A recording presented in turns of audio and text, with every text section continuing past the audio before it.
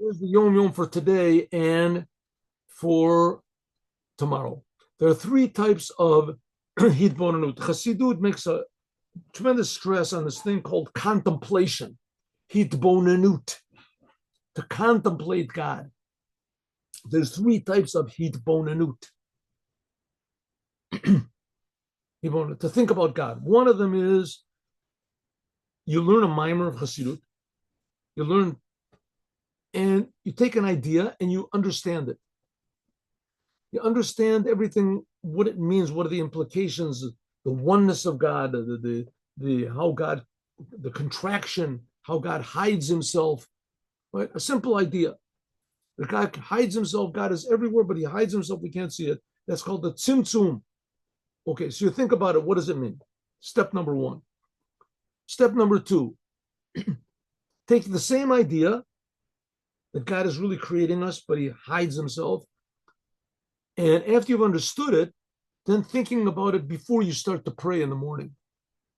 This arouses your heart. You sense the vitality, the excitement of this idea. This is not just intellectual. This is more emotional. If you want to say it's the more emotional part of the intellect. But you start to get... The third one is you sense the godliness of it. God really is creating me. God really is hiding that fact, but it's a fact. So first of all, you understand the idea very deep. You could write a book about it, but it makes no effect on you in your personal life. Secondly, it starts to become an effect on your personal life. You think, well, could this really be true? Wow, this is a really amazing idea, what the Rebbe is trying to say. And the third one is you feel it really is true, that God really is creating me. Then you feel the godliness of the idea. These are three rungs on the ladder of sensitivity. Only by God's kindness that once in a while we can feel godliness automatically without thinking about it. And this is because of the essence of the soul, the Jewish soul, which is essentially connected to God. Once in a while it flares up on its own.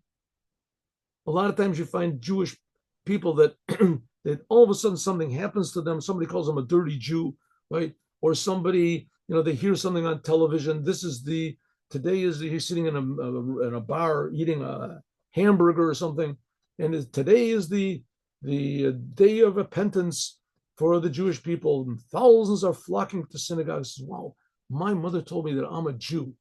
What am I doing here? All of a sudden, doing wakes up. I'm a Jew, right? Wakes up.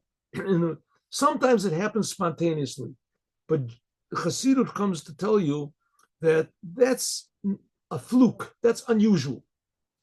That's the essence of your soul flaring up. We have to do it in a more permanent way. That's like we said, the difference between the Jews getting out of Egypt, God did the whole thing, but it didn't last very long. Now we have to do it from below. Avoid it. But when you work on it for yourself, then you can have a permanent attachment to the truth that God is really creating. But these three steps are essential. First of all, understanding an idea in Chassidut that talks about God. Then after that, feeling the life of it. And then after that, feeling the godliness of it. That is today. Now let's do tomorrow. 1 minute, 1 minute. 1 minute. Here we go.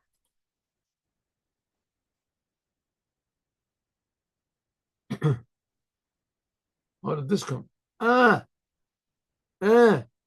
This is the wrong date. What happened over here? Hey, I got the wrong date. 1 minute. I don't take back one word that I said. We're saying the wrong date. Why did this happen? Who knows? What's going on over here? July. Look at this, July.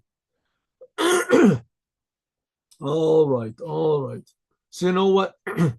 We'll leave it as it is. Tomorrow, Sunday, I'll go back and I'll do 3 days, okay?